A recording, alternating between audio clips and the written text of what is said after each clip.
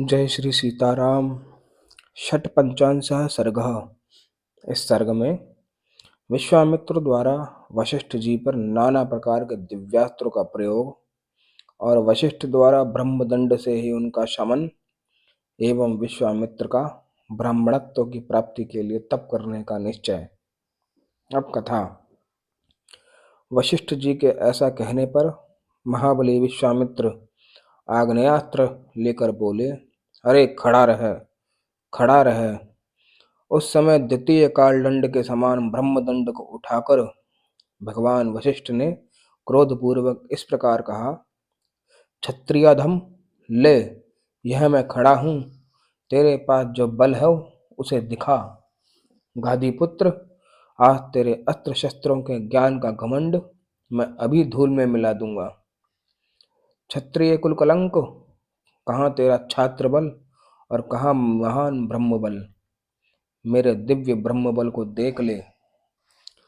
गादीपुत्र विश्वामित्र का वह उत्तम एवं भयंकर आग्नेयास्त्र वशिष्ठ जी के ब्रह्मदंड से उसी प्रकार शांत हो गया जैसे पानी पड़ने से जलती हुई आग का वेग। तब गादीपुत्र विश्वामित्र ने कुपित होकर वारुण, रौद्र, ऐन्द्र, पाशुपत और ऐशीक नामक अस्त्रों का प्रयोग किया। रघुनंदन, उसके पश्चात क्रमशः मानव, मोहन, गांधर्व, स्वापन, द्रम्बड़, मादन, संतापन, विलापन, शोषण, विदारण, सुदुर्जय, वज्रास्त्र, ब्रह्मपाश, कालपाश, वारुणपाश, परम प्रिय पिनाकास्त्र, सूखी गीली दो प्रकार की अश्नि, दंडास्त्र, पैशाचास्त्र, क्रौचास्त्र, धर्मचक्र, कालचक्र, विष्णुचक्र, वायवास्त्र, मंथनास्त्र, हयशिरा, दो प्रकार की शक्ति, कंकाल, मूसल, महान वैद्याधरास्त्र, दारुण कालास्त्र, भयंकर त्रिशूलास्त्र, कपालास्त्र और कंकणास्त्र, ये सभी अस्त्र उन्होंने वशिष्ठ जी के ऊपर चलाए। जपने वालों में श्रेष्ठ महर्षि वशिष्ठ पर इतने अस्त्रों का प्रहार वह एक अद्भुत सी घटना थी। परंतु ब्रह्मा जी के पुत्र वशिष्ठ जी ने उन सभी अस्त्रों को केवल अपने दंडे से ही नष्ट कर दिया। उन सब अस्त्रों के शांत हो जाने पर गादी नंदन विश्वामित्र ने ब्रह्मास्त्र का प्रयोग किया।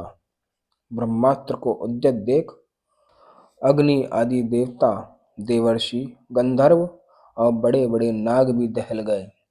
ब्रह्मास्त्र के ऊपर उठते ही तीनों लोकों के प्राणी थर्रा उठे। राघव, वशिष्ठ ने अपने ब्रह्म तेज के प्रभाव से उस महाभयंकर ब्रह्मास्त्र को भी ब्रह्मदंड के द्वारा ही शांत कर दिया। उस ब्रह्मास्त्र को शांत करते समय महात्मा वशिष्ठ का वह रौद्र रूप तीनों लोकों को मोह में डालने वाला और अत्यंत भयंकर जान पड़ता था। महात्मा वशिष्ठ के समस्त रोमकूपों में से किरणों की भांति धूम युक्त आग की लपटें निकलने लगी। वशिष्ठ जी के हाथ में उठा हुआ द्वितीय यमदंड, उसके समान वह ब्रह्मदंड धूम रहित कालाग्नि के समान प्रज्वलित हो रहा था। उस समय समस्त मुनिगण मंत्र जपने वालों में श्रेष्ठ वशिष्ठ मुनि की स्तुति करते हुए बोले, ब्राह्मण, आपका बल अमोघ है, आप अपने तेज को अपनी शक्ति से समेट लीजिए। महाबली विश्वामित्र आपसे पराजित हो गए हैं। मुनिश्रेष्ठ, आपका बल अमोघ है, अब आप शांत हो जाइए, जिससे लोगों की व्यथा दूर हो। महर्षियों के ऐसा कहने पर महातेजस्वी महाबली वशिष्ठ जी शांत हो गए और पराजित विश्वामित्र लंबी सांस खींचकर यूं बोले, क्षत्रिय के बल को धिक्कार है। ब्रह्म तेज से प्राप्त होने वाला बल ही वास्तव में बल है, क्योंकि आज एक ब्रह्मदंड ने मेरे सभी अस्त्र नष्ट कर दिए। इस घटना को प्रत्यक्ष देखकर अब मैं अपने मन और इंद्रियों को निर्मल करके उस महान तप का अनुष्ठान करूंगा जो मेरे लिए ब्राह्मणत्व की प्राप्ति का कारण होगा।